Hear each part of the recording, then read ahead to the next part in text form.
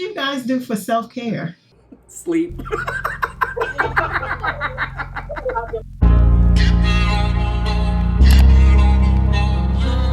How do you stay motivated? I work backwards. So, when you're not motivated, you have to think about the big picture, not necessarily the steps to get there. So what I have on my computer screen, I have my big picture goals for the year. And I look at that every day. Every time I turn on my computer, it's up. So it's like a reminder. This is what I'm working for. This is what I'm working for.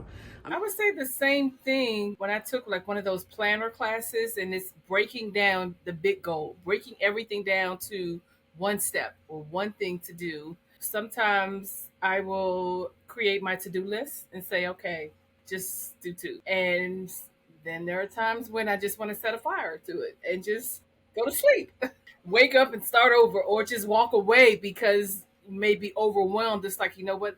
Let me just walk away and come back. With me, it's more of one thing at a time. And I think for me, I really am a procrastinator, right?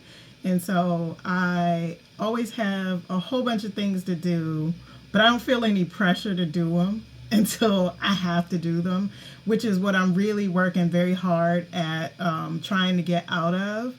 If I am working on something and it's not coming out the way I see it in my head, I throw it to the side, right? And I'll start something else. And so then that becomes like this unfinished project that I never do. How do you hold yourself accountable? Do you have somebody to call you and say, did you do XYZ? We do, because we do it for each other. We can get better at it, and really hold ourselves accountable. My husband's in the same creative space. He does music. We hold each other accountable. Accounting partners, they really help. Everything's in your head. So if you don't express it to anybody, nobody knows what you're doing. With procrastination, one of the things that really is apparent is it's the fact that we think we will have time to do it later. And it's like, but who told you that? Why do you think that? Because you may not. There have been definitely been times when I thought I would have time and then I did not. And then I'm stressed out trying to complete the project and I'm mad at everybody. It's a personal cycle of abuse because, like I said, I know what I'm doing in September. I know what I'm doing. I know what I'm doing in July. You've got 4 months to get ready for XYZ event. And then it's like, you've got 3 months.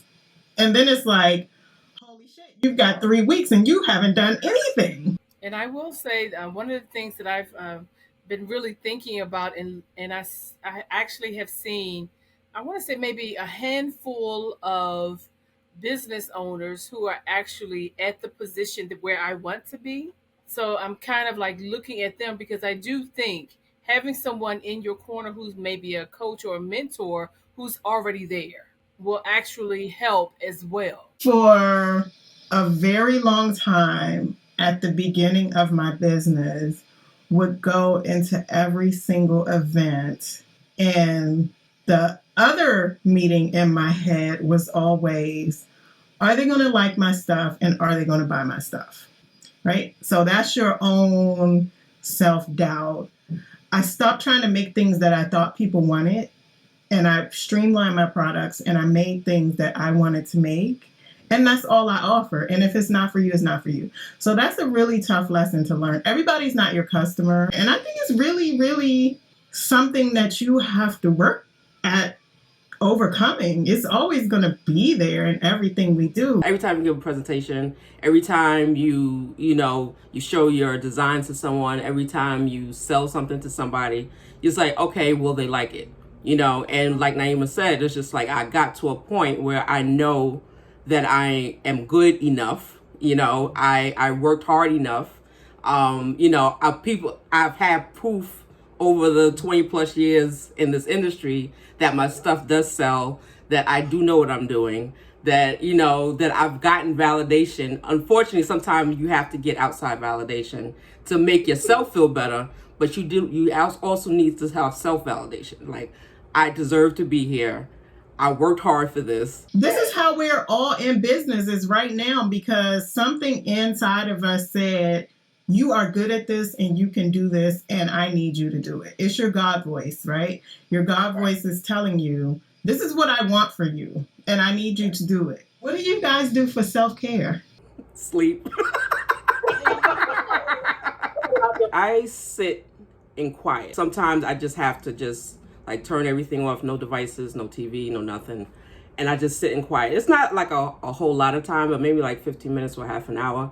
Then maybe listen to some music, light some incense. I mean, that really recharges me. It gives me time to think. It gives me time to, see what my next move is. It's your version of self-care. Like, you might think the things that you enjoy doing are not self-care, but as a person who can come in the house and sit in the dark and light some candles and turn on music and get that aromatherapy and get that music in my brain, when you really sit down to think about it, you're like, oh, I do those things for myself. I am partial to very early mornings, right? 6 o'clock in the morning is quiet.